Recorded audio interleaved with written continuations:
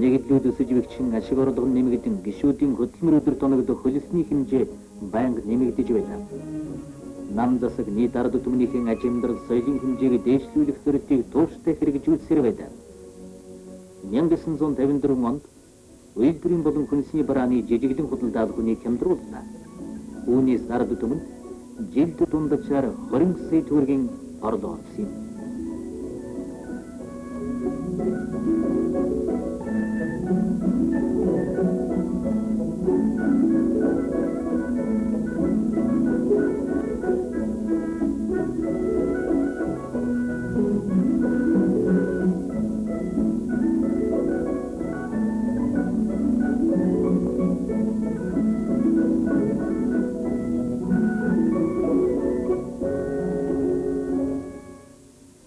Барилгын ажил далайстай өрнөж, түүний дотор орон сууц соёлын үйлчилгээний барилгуудыг олноор нь барьж эхэллээ. Нийслэл хотод усны гудамж гэж нэрлэсэн нэг гудамж энэ байна. Энэ бол усны гудамжны районд болсон шинэ хороод ус. Зөвлөлтийн амд нөхдийн тусламжаар барьсан 1-2 дугаар 40 мянгатын барилга энэ хавийн нүүрсрээ ингэж өөрчилсөн юм.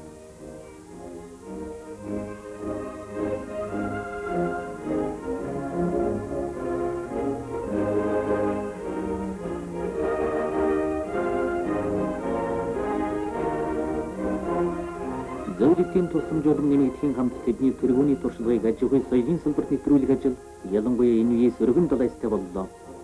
Зөвлөлтийн барилгачдын туршлагаар урлагийн давтын систем нэвтэрч намсрай, сансрай дурж, цогоо нарын зэрэг алдартай барилгачдыг орон даяар мэдэх боллоо. Барилгачин цогоо ээлжиндээ 42450 тоосог урж, төлөвлөгөөгөө 1415 хувиар биелүүлж дээд амжилт тогтоолоо.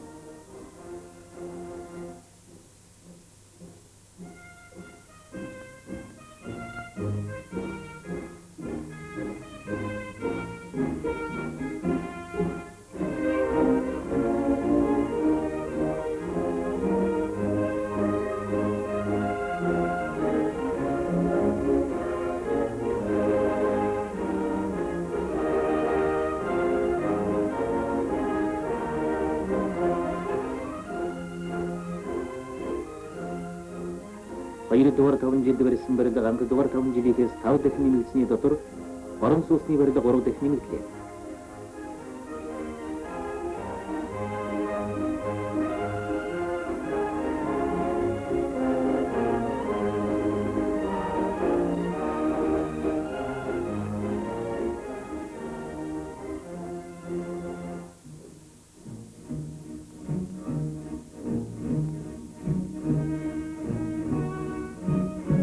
Хоёрдугаар төвчгийн төлөвлөгөөний зорилтууд амжилттай биелэж байна. Аж үйлдвэрийн бүтээгдэхүүний үйлдвэрлэлд 107%-өөс ч сүүний үйлдвэр, чихэр боовны үйлдвэр, гурилын үйлдвэрийг шинээр байгууллаа.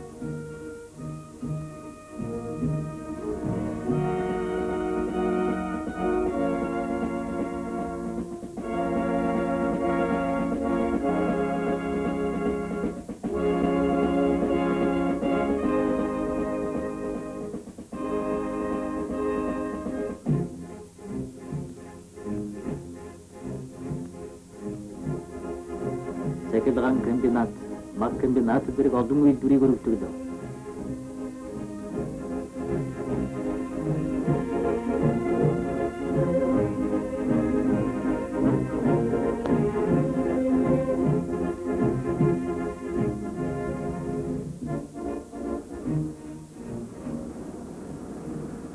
Налайхын их уурхын ихний ээлжийг ашиглалтанд орууллаа.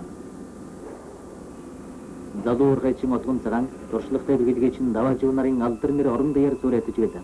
Бэхэлгээчин даваажив аж үйлдвэрийн салбарт бүгд наримдах Монгол ард улсын анхны хөдөлмөрийн баатар гэдэг эрхэм алдрыг хүртлээ.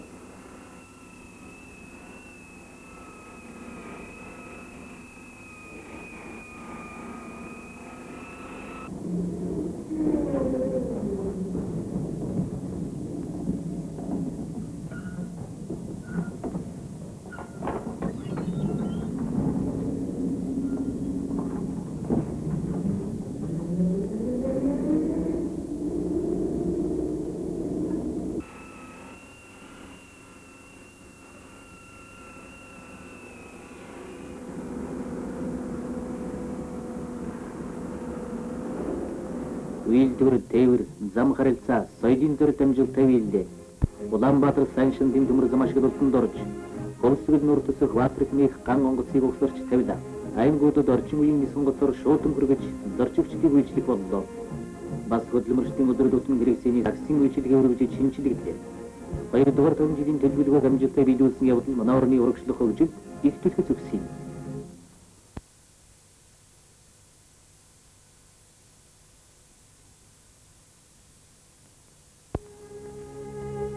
Нам засгаас авч байгаа байнгын арга хэмжээний дүнд нэгдэлж хөдөлгөөн эргэлт буцалтгүй ирж хүчий болж нэгдлүүд өсөн бэхжиж хамтын аж ахуйн давуу талыг харуулж чадах үед тэргүүний нэгдлүүд бий болж бэхжлээ.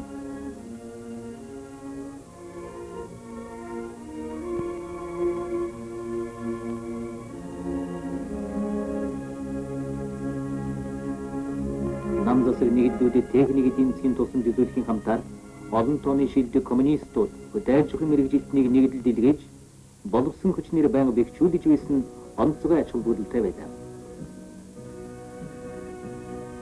Архангай аймгийн гэрэл зам нэгдлийн дарга Минжур,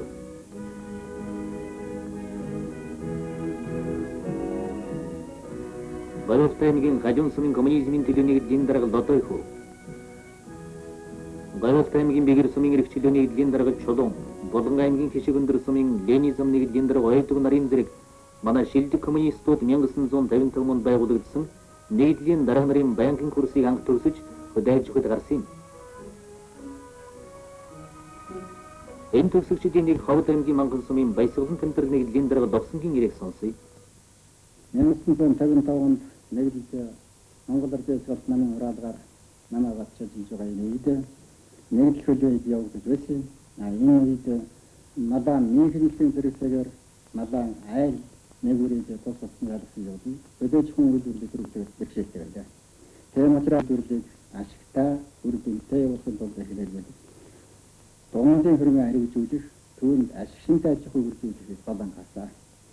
Үүнээс бол суур зохион байгуулалт хийж сүүн нэ фермүүдийг 1957 онд зохион байгуулсан.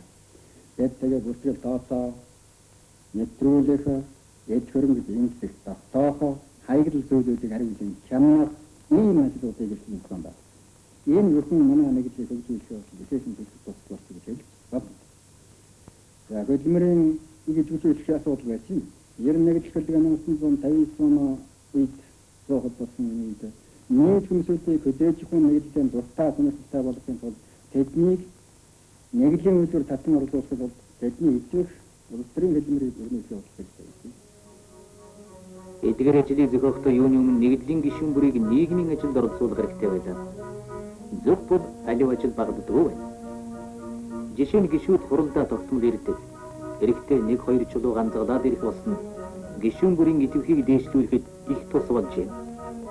Нэгдэл бригадын төвийг төгчүүлэх, мод тарих, орон сууц барих ажил өргөн хийгдэж, гишүүдэд хийсний тэрээр хөлс өгдөг боллоо.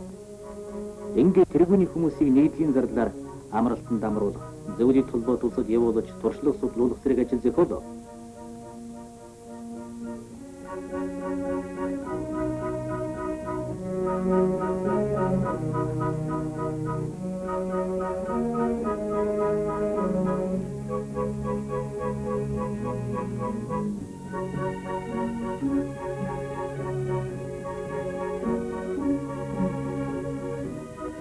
Шухамхүү нэг гишүүний саваад нэгдлийн даргаа хүртэл нийт олонний санаа нийсэн зүтгэл нэгдлээж төхнүүлж аж амьдралаж дэвжүүлж чаджээ. Ийм учраас тус нэгдлийн ажлын туршлага нийгэм олонний анхаарлыг их татаж байсан юм. Тус нэгдлийн анхны гишүүдийн нэг мужаан цэвэндэрж ингэж ярьж байна. Тэгээ нэгдэл байгуулагч би зүгээр одоо жирийн нэг аж ахуйтай нэг айлтгүй тамир маддаг хөний хариулдаг тийм ажилчин байлээ. Би 18 настай байлээ. Тэгээ би нэгдэлт маань өнөөдөр гишүүнээр анхны гишүүнээр эсэж ороод маргааш өглөө эхлээд тариалангийн талбайд тариаланд гарсан. Тэгэхэд би тамиа хөтлөөд тамиа хариулдаг тийм ажилтай байсан. Тэгээд 1953 онд анх эхэлж нэгдэл маань цумын төвд ирж сүршүүлсэн. Тэр үед би яасан вөхтэй нэгдлийн зарлага манаач тийм ажил хийж байгаа төпөө зөхөж эхэлсэн. Тэгээд би тэр үед дөрвөн банзаваач зах банзаар тамианы шат хоёрыг хийгээд нэгдэлтэй навчирж өгсөн манаач хийж байгаа. Тэгээд намаа мужаан болох тал тэр үед манай нийтлийн дараа ловсонгаа надыг мужаан болох сонирхолтой байна. Анхны барилгачин байсан юм. Одоо мужаан болгоё гэд надыг мужаан болгосон. Тэр 53 онд мужаан болж байхдаа би өөрөө жижигхэн 4 хантай гэртээ байсан. Нийтлэл маань одоо 6 хантай гэрийн мод над авч ирж худалдсан. Бор эсхэ 3-ыг одоо тусламжуулж өгсөн. Дотор гадуур цагаан бүрээс өгсөн. 1954 онд 148 нэгдэл байсан бол 1957 онд 600-аар болж өсчээ. 2 дугаар 5 жилд дайж өгöd оруулсан хөрөнгө анх дугаар 5 жилийнхээс 7 дахин нэгдлээ. Үүний дүнд дайж өгөх материалыг баасан нэлээд өсөж өгчээ. Нэгдэлж хөдөлгөөн нийтийг хамран улам хүч авсаар байлаа. Монгол ардын хойсголт нам ардын төрөөс улс орны эдийн засгийн өөрчлөлт байгуулах талаар явуулсан бодлого авсан арга хэмжээ тус орны нийгмийн эдийн засгийн амьдралд гарсан өөрчлөлтийн үр дүнд ардын хувийн аж ахуйныг нэлээд хүйтэн хоршоолох бэлтгэл нөхцөл үндсэндээ хангагдаад байсан үе. 1958 оны 3 дугаар сард Монгол ардын хойсголт намын 13 дугаарыг хурлаа. Эх орны ажил амжилттай хөгжиж, хөдөөж өгөн салбарын бүтэц өөрчлөгдсөөр Монгол орн дан ганц мал аж ахуйн орн байснаа хөдөөж өгөх аж үйлдвэрийн орн боллоо гэж их хурл өгсөн юм. Тус их хурл хоршоолох хөдөлгөөний өрнөлт улс орны хөгжлийн бодит шаардлагыг үндэслэн хөдөөж өгөх нэгдлийг аж ахуй зохион байгуулалтын талаар бэхжүүлэхийн хамт 2-3 жилд ардын аж ахуйны ихэнхийг сайн дурын зарчмын үндсэн дээр хоршоолох нь зүйтэй гэсэн түүхэн шийдвэр гаргажээ.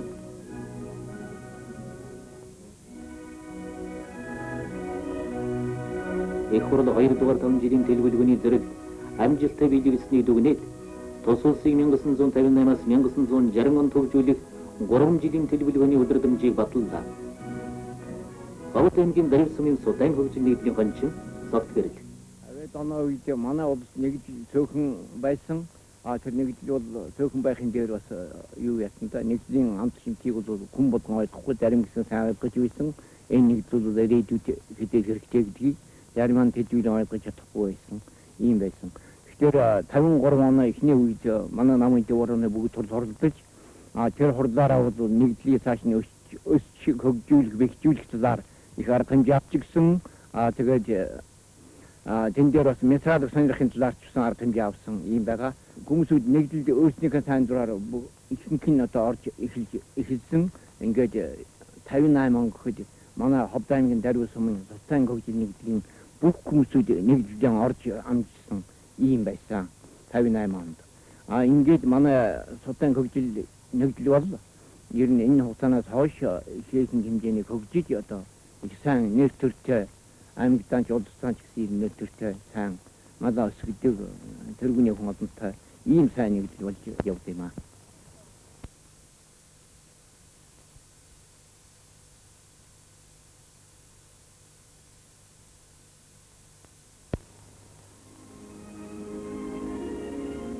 Намын их хурлаас хойш нэгдэлж хөдөлгөөн улам хүч аван ялж дуулсах шатандаа орлоо. 1958 оны 4 дугаар сард Монгол ардын хойсголт намын төврөө бүгд наримдах Монгол ард улсын сайдрын зөвлөлд хөдөөж өгөх нэгдлийг цаашид бэхжүүлэх арга хэмжээний тухай тогтоол гаргасан их ач холбогдолтой боллоо. Нэгдэлж хөдөлгөөн бүх орныг хамарсан ард түмний хөдөлгөөн болж өргөжин 1959 оны 1-р өдрөд гэхэд улсын хэмжээгээр ардын аж ахуйн 97.7% нь нэгдэлд орсон байлаа. Ингэж Монгол ардын хойсголт намын 13 дугаарыг хурлын шийдвэр амжилттай хэрэгжсэн.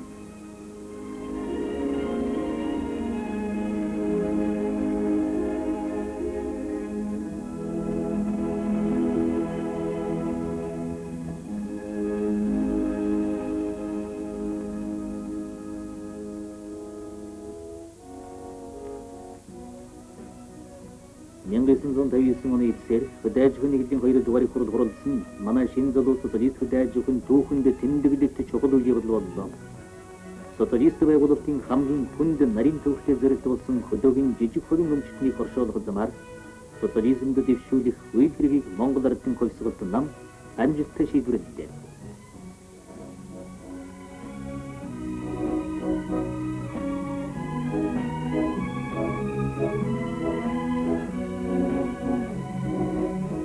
Нөхөрсөдөн бол ардын аж ахуйныг нийгмийн социалист аж ахуйн замд бүрэн оруулсан явдал 1921 оны ардын хойсголттой эндэрэгдэх ач холбогдол бүхий түүхэн үйл явдал гэж манай оронд шудраг эсрэг үнэлдэг юм а гэж энэ логик өөрчлөлтийн ач холбогдлыг дүгнсэн юм. Дөнгөж хөдөөж өгөхөд хоршоол ялснаар нийт улсаар дөнгөж өгөхөд социалист үйлдвэрлэлийн харилцаа ялж хүн хүнэмэлжих нийгмийн эзэн